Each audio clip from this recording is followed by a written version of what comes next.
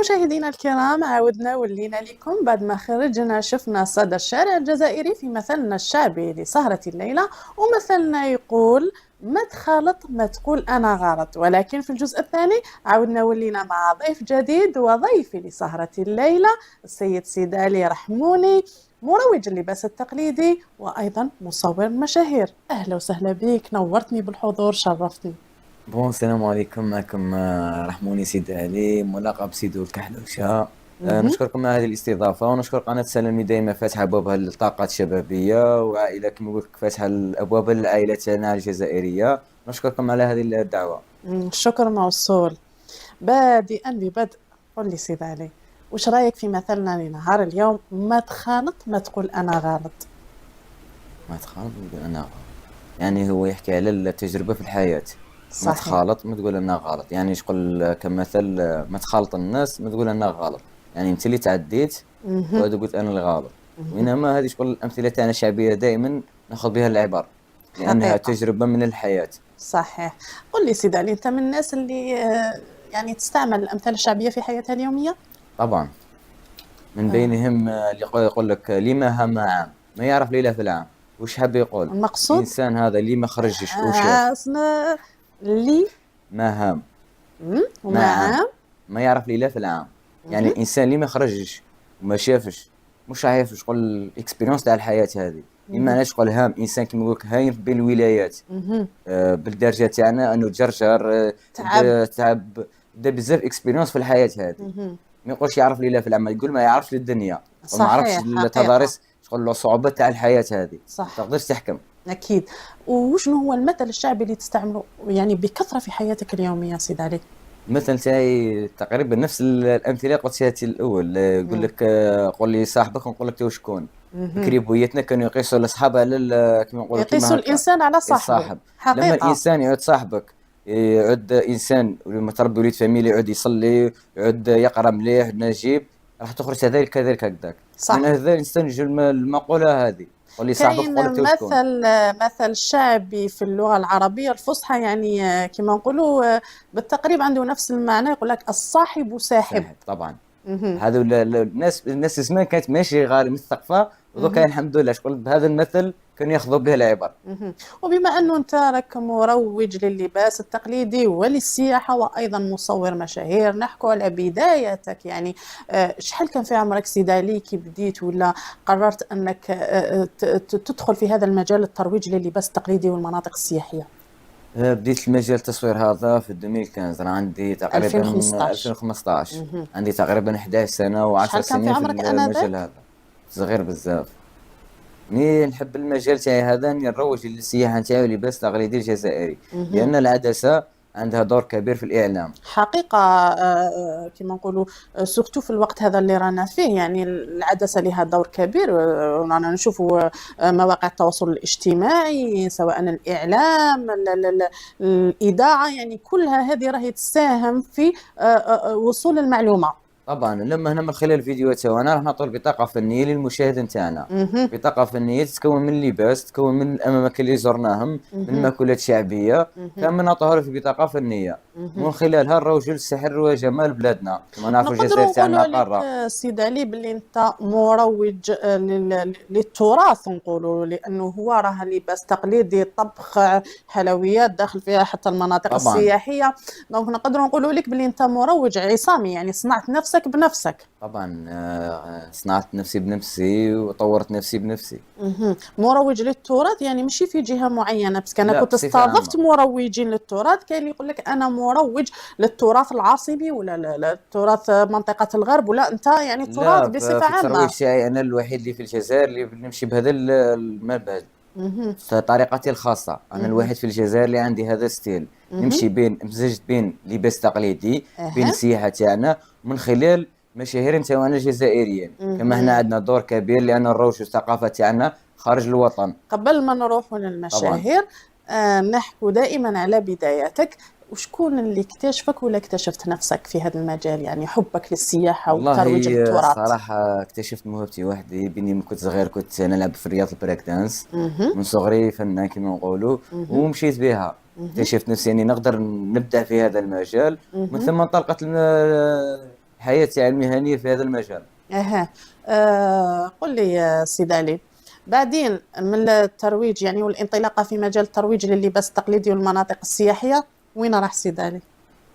والله يا سيدي علي الحمد لله وما زال القادم أفضل. رحنا زرنا دولة قطر، زرت دولة تركيا، تونسيا، وما زالت عندي دائما عدة في دول. إطار الترويج لللباس التقليدي طبعا في ولا؟ تركيا، روجنا اللباس التقليدي النسوي كيفاش كانت والرجالي. صيغة الترويج تاعك يعني في الدول الأوروبية ولا في الدول العربية؟ كيفاش كانت صيغة الترويج؟ يعني تدي كما نقولوا رانا نشوفوا الله يبارك المانكا ولا عارضة الأزياء اللي راك جبتها معاك، الصحة نوجه لها تحية، مرحبا ميرسي. بك. ميرسي تعيش. كيفاش يكون عن طريق يعني تدي هو معاك عن طريق عارضات أزياء طبعا. وتلبسهم لتما ولا ما مسابقات ولا لا، كيف؟ هي قلت لك عندي طريقتي الخاصة المميزة. مهم. لما نزور البلد هذاك دائما نتواصل مع مشاهير البلد، لأن باش الصورة تاعي تمد شغل ضجة كبير. مهم. لما انا ديت اللباس النايلي، الشاوي، قفطان جزائري، مهم. الكيراكو، ديت عدة ألبسة جزائرية منهم مهم. رجالية ونسوية. مهم. من خلالها لبست المانكا، مهم. عملت لها فيديو، مهم. وعطيت نظرة للشعب للمجتمع. أنا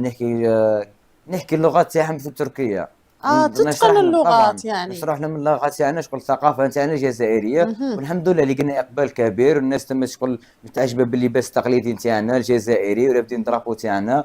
ما شاء ولقينا الله. شغل إقبال ما شاء الله. سيد علي، عندك فريق يعني تابع ليك ويساعدك كما نقولوا في هذه الخرجات السياحية والترويج لللباس التقليدي، ولا أنت والله يعني؟ نقول لك حاجة، شغل الفريق فريق سيدو الكحلوشي كما نقولوا اسم الشهرة. اسم أنا الشهرة سيدو شغل الكحلوشة. اسم الشهرة سيدو الكحلوشة. مهم. ندون السيناريو تاعي وحدي، مهم. نخدم مونيتور وحدي، نصور وحدي، كل شيء وحدي، شغل انا طاقم نفسي. فهمتيني. مهم. ونشكر الاخت خديجه اللي في ديال الغربه، اللي شغل هي اللي كانت تعاونتني في كما نقول لك في في مشي تاع تركيا. مهم. نشكرها، نوجه لها تحيه تاعنا يعني خاصه. البلد اللي تروح ليه يكون هناك الجالية الجزائرية، ولربما هي اللي تساعدك يعني طبعا في بقى انا في المنصه تاعي شغل انسان كما نقول لك انسان مشهور. مهم. لابد هنا من صناع المحتوى او كما المروجين نتواصل مع بعض. مهم. لما نكون راح ندير ديستيناسيون تاعي اني راح نزور هذاك الدول، نشوف الجاليه تتواصل تاعنا مع الجزائريه الجالية اللي في راهم تما. هذاك طبعا. البلد. مهم. سيدو قل لي، يعني انتقالك من الترويج إلى اللباس التقليدي إلى مصور المشاهير وقتاش كان؟ ووقتاش يعني جاتك الفكرة وقررت أنك تنتقل من الترويج إلى اللباس التقليدي والسياحة وكذا إلى مصور مشاهير؟ والله نقول لك حاجه، شغل بدات عفويه. مهم. كنت نشوف المشاهير هذو شغل في التلفزيون، والحمد لله ربي كتب لي، وليت انا مشهور وليت معهم. شغل الناس اللي كنت اتفرج فيهم وانا صغير مهم. كتب لي ربي الخطوه ونتلاقى بهم كيما نقول لك كيما انا وهكا انا وياك. مهم. والحمد لله ونوجه شغل كيما نقول لك يودي ميساج للمشاهدين الكرام انه لا شيء مستحيل. حقيقة، انسان وهذا وش كنت طموح تحدثت تلهب. عليه مع الضيفة اللي كانت معنا في الجزء الأول اللي نوجه لها تحية، نسرين أكيد. قالت لك الإنسان كي آمن بنفسه وتكون عنده ثقة في نفسه يقدر يوصل أهدافه طبعا. ويجسدها على أرض الواقع. طبعا. ما مجال التصوير تعلمته وحدي، واليوم راني مدرب في مجال التصوير. الله يبارك. يعني أنت كنت عصامي في مجال التصوير أيضا، ما تلقيتش تربصات ولا؟ لا، تعلمت وحدي، من بعد شغل عملت تاست ديت الشهاده نتاعي. قالوا لي انت شغل سيبون بالدرجه تاعنا تجي تتعلم معنا تراك ما شاء الله. ربي يبارك. يبارك بعدين فيك. كان في أي سنة كانت الانطلاقة تصوير المشاهير؟ 2017 2017. نقدروا نعرفوا يعني أول صورة لمشهور مع سيدو؟ كنت شكون؟ مع سهيلة بلشهب، نوجه لها ألف نوجه لها تحية، تحية من هذا المنبر. لأنها بنت مدينة بوسعادة. الله يبارك. نذكروا للسادة المشاهدين أنه السيد علي رحموني مصور المشاهير ومروج للباس التقليدي هو من ولاية بوسعادة، اللي نوجه لهم التحية من هذا المنبر. وكاين أيضا واحد المقولة يقول لك على مدينة بوسعادة مهم. طابع شغل خاصة بولاد سيدي نالي، يقول لك قرب يا من جيت قاصد ما صمناه، هذا بر ولادنا اللي رحب بك. الله يبارك. الله مش حاب يبارك. يقول الانسان اللي راه زاير المنطقه تاع ولادنا يقول لك بابنا راه يرحب مفتوح. بك. معناتها اهل الكرم والجود. احنا نعرفوا باللي يعني ناس الجنوب يعني كما نقولوا الهضاب بالجنوب سواء الغرب الشرق، يعني الجزائر كلها من الضيافه وكلها طبعا. ترحب يعني بضيافها الكرام اللي يجوا ليها، وكلنا يد واحده وكلنا اولاد الجزائر. طبعا. كلنا دم واحد. الجزائر قاره بين ولايه ولايه، عادات وثقافات وانت تعطيهم. راك مفخره يعني لينا احنا حتى كجزائريين أنك راك تروج لللباس التقليدي للتراث الجزائري. أنا دائما وأبدا نقول تراثنا هويتنا، إذا فقدنا التراث يعني رانا فقدنا الهوية ديالنا طبعا. وماذا بينا احنا كيما انا، سواء دوري انا كاعلاميه ولا دورك انت كمروج لللباس التقليدي ومصور المشاهير او ايا كان، يعني انه نروجوا للتراث ديالنا ونقدموه كيما ديناه من عند الجدود، نقدموه للجيل القادم. نمدوا الرساله، نمدوا كما نقولوا المشعل. الله يبارك، ربي يبارك. انا عندي معلومات، يعني كنت حكيت انا وسيد علي في الكواليس، حكينا على بعض الاطباق تاريخها، اطباق تراثيه. وشنو هو الطبق التقليدي عندكم في ولايه بوسعاده؟ تشتهر مدينه بوسعاده بالاطباق، منها الزفيطي، مهرس الزفيطي والشخشوخه. يا ربي يبارك. اليوم جيتنا لا صفيطي لا شخشوخه.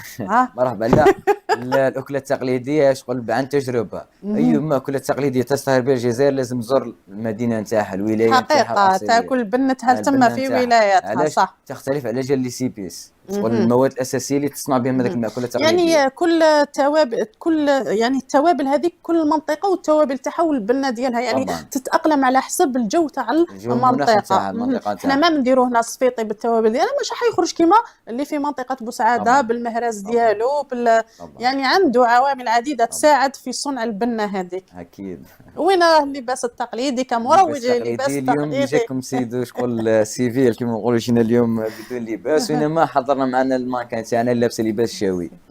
واش تحكينا على اللباس؟ انا واش نقدر نقول انا كمروجه لللباس التقليدي ولا للتراث ككل، هذا الملحفه شاويه معصره، انا ماهيش تقليديه. طبعا معصرانة. خلوا الماكيري تحكي لنا شو بعد نحكوا احنا معك في بون. بما اني شاويه الحمد لله يا ربي ونفتخر بهذا الشيء، اليوم حبيت نجي كموديل ايمان كارت ازياء جزائريه. حبيت اليوم نجيكم بالملحفه الشاويه. هذه ملحفه شاويه عصريه، ماهيش الملحفه الشاويه الاصليه، لان الملحفه الشاويه الاصليه تتكون من جزئين او طبقتين، الجزء العلوي والجزء السفلي، تكون بزاف مسطوره. بون اهل الشاويه يعرفوا هذا الشيء مليح. نقدم لهم من هذا المنبر التحيه من هنا من برنامج قالوا ناس زمان. نعم طبعا. وتكون فيها رموز، تكون الحلي اللي يكون معاها يكون مخدوم من الفضه، لانه قديما يرمز الى ابعاد الحسد، لان الفضه معروفه انه من تبعد الطاقه السلبيه. نعم طبعا اكيد. ولا هذا مكان. انا نعطي لك معلومه ليك وللمشاهد الكريم، بما انه سحر جات اليوم لابسه الملحفه الشاويه. الملحفه الشاويه قديما كانت تخاط من قماش، يعني كما نقولوا قطني، ويكون هذاك القماش اسود اللون ومطروز بالاحمر والاسود، الاصفر عفوا، الاحمر والاصفر. وكانت تحكم هنا في الجناب بالعنفه تاع التمر او العظم تاع التمر. شاطرين. يقال انه اللون الاسود، لانه اللون الاسود في فصل الشتاء يقيها من البرودة، وفي فصل الصيف يقيها من الحرارة. وكانت تستعمل معه، لأنه نعرف أن المرأة الشاوية أو المرأة الجزائرية عامة هي مرأة فحلة ونوجه لها تحية، كانت سند للزوج ديالها. دونك كانت تخرج تحصد في فصل الصيف، وأيضا تخرج تحرث معاه في فصل الشتاء. دونك كانت تستعملها لوجهتين. ولكن نزيد معلومة أخرى، أنه الملحفة الشاوية كان يلبس معها أبخنوق. أبخنوق هذا وشنو كما نقولوا حنايا خمار أبيض. وكانت هذاك الخمار في فصل الصيف توضعوه هنا فوق راسها ابيض باش يقيها من الحراره، وتزيد فوقه الغطاء هذاك تاع الملحفه. هذه في وقت الزراعه. هذه هي حكايه الملحفه الشاويه. نعم. اسمحي لي نزيد اضافه الى وجود رموز في الملحفه، رموز بربريه. نعم اكيد بربريه، مثل المثلث او السداسيه او العديد من الرموز اللي تدل على الامازيغ. ايضا من بين يعني الحلي اللي كانت تلبس معاه، كان يتلبس معاه الجبين، كان يتلبس الرديف او الخلخال كما نقولوا، المقايص. كانت عزباء. يعطيك الصحة. المقايص أيضا. وهذا وش يقولوا أشنتوف، مانيش غلطة. أشنتوف. عندي معلومة، يعني راني نتكلم الشافعية. ما شاء الله. ربي يبارك في عمرك. هذه هي الحكاية تاع الملحفة الشاوية. ولكن اليوم سحر جاتنا لابسة الملحفة الشاوية العصريه. ومن انا خلالنا نطرح هكا لك سؤال. كما نقول لك نعرفوا المشاهد تاعنا انه باللباس التقليدي تاعنا نتميزوا به. علاش قلت لك الجزائر تاعنا قاره بين ولايه ولايه تعطينا عادات وثقافات. حقيقه. بكري ثاني المراه النيليه كانت تلبس الريشه. علاش كانت تلبس الريشه. الريشه؟ كاين انا بزاف كنت مشاهدين. نقاطعك طبعا. برك. اه انا كنت حكيت على موضوع الريشه يعني في برنامج في رمضان، برنامج حكايات مع زينب، دائما في اطار الترويج للتراث والعادات والتقاليد. انا حكيت عليها، ولكن خليك انت تزيد تحكي على الريشه. طبعا. كيما نقول لك بما اني سيدي نايل شغل من قبيله ولاد انت النايل. ادرى بالمعلومه طبعا. مني. المرأة النيلية بكري كانت شغل من عائلة كيما نقولوا عائلة ثرية. مهم. كانت تميز روحها منها من النساء الآخرين. صحيح. كانت تلبس الريشه هذيك كي يشوف تقول لهم انانيه فوق راسي ريشه. لما الانسان كي يشوفها هكا يلقى الريشه فوق راسها يعرفها من قبيله ولاد نايل، من صحيح. العائله شغل ثريه، تقول لهم نايليه فوق راسي ريشه. كاينه معلومه اخرى، لانه الريشه يعني مدى طول الريشه كان يرمز الى مدى غنى هذيك المراه، يعني طبعا. كل ما كانت الريشه طويله كل ما كان يرمز باللي هذيك المراه من عائله من ثريه. طبعا. صحيح. طبعا. غلطه لانهم ربي شغل بالك. من كانوا من عائله ثريه. وتما خرجت المقوله هذه تاع نايليه فوق فوق راسي راسي ريشه، ريشه. ولات بها المراه. شوف تراثنا زاخر ما شاء الله. ما شاء الله. يعني نجو نحكوا على خيط الروح عنده أسطورة، نحكوا على السخاب البراء كما قال العدد السابق، كنا حكينا على السخاب. ما باليش انت راك مروج للتراث تعرف حكاية السخاب. تلبس ايضا مع السخاب. يعطيك الصحة. كنت تعرف حكاية السخاب ولا لا؟ لماذا سمي سخاب؟ لا. اذا معليش نعطيك المعلومه ليك والمعلومه للمشاهد الكريم. السخاب اطلق عليه تسميه السخاب. يقولوا انه في ولايه قسنطينه كان رجل حب واحد الانسان، وهذيك الانسانه كانت اجنبيه يعني ماهيش جزائريه، من دوله اوروبيه. حبها حب ولا اروع يعني.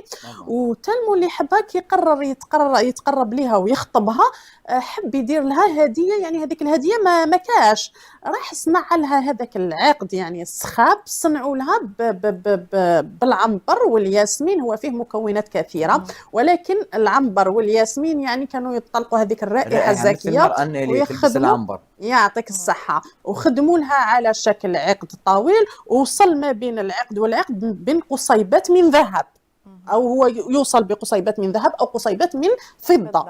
وكي مد لها الهديه هذيك، هي كي شمت هذيك الريحه قالت لهم كانني فوق السحاب. ولكن هي كي كانت اوروبيه ما تعرفش تنطق اللغه العربيه، قالت وكانني فوق السخاب.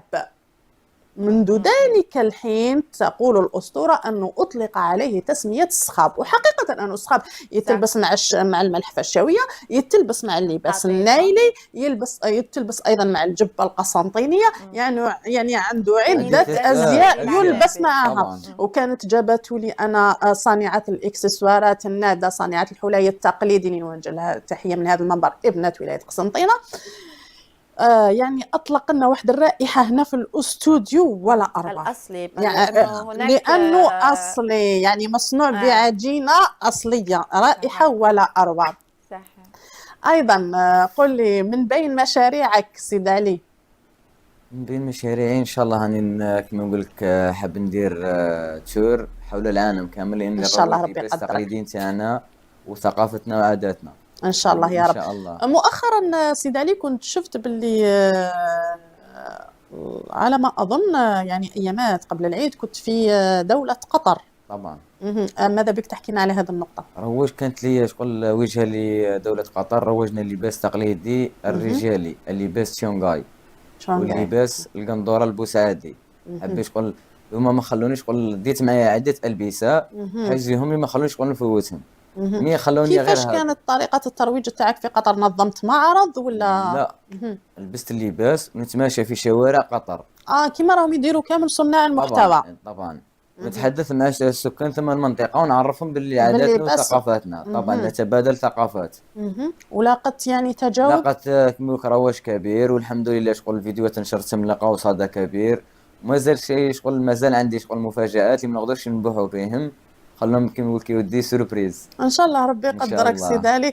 قل لي سيد علي، وشنو هو الفرق ما بين القندوره البوسعاديه والقندوره الاخرى؟ يعني هي القندوره البوسعاديه تميز منطقه بوسعاده بصفه شغل خاصه، اللي هي شغل جهه قندوره كبيره فضفاضي، شغل تستعمل في فصل واسعة. الصيف. نعم واسعة، تستعمل في فصل الصيف. شغل عندها العامل تاعها انها تدخل برودة للجسم، مثل العقلية تاعها كما مثل اللباس الصحراوي الدراعة. الدراعة لباس فضفاض، لا كنت في تجلس فيها من قبل لبس باللباس الدراعة، لبسها كما هكا في الصيف يلبسوها الرجال في الصيف. علاش؟ من هذه اجل الدراعة. البرودة. لا الدراعة انا شغل الدراعة نفس هذيك على ما أظن أنه هذاك اللباس يعني الصحراوي. العريض الصحراوي هذاك. عندها نفس العامل نتاعها لباس القندورة البوسعادي. الخدمة نتاعها انه تعد مبردة في فصل الصيف. وشنو هو الفرق ما بين الجبة البوسعادية والجبة النيلية؟ أنا الجبة البوسعادية شغل عندها زي، والنيلية زي. البوسعادية تتميز بالمرأة البوسعادية. على ما أعتقد أنه الجبة البوسعادية يكون فيها التستيفة هنا نو. طبعا. والجبة النيلية وهنا لا. في الديسان تاعنا تختلف. فهمتيني؟ مهم. الديسان تاعها تعود احنا عندها بالكمام، مش كما النيلي تعود هنا بالقصيرة. المهم هنا في الزدر تاعها تعود مختلفة في وشنو هو الاختلاف؟ الاختلاف تاعها في الحركة تاع الصنع تاع المادة تاعنا بين هنا في الصدر.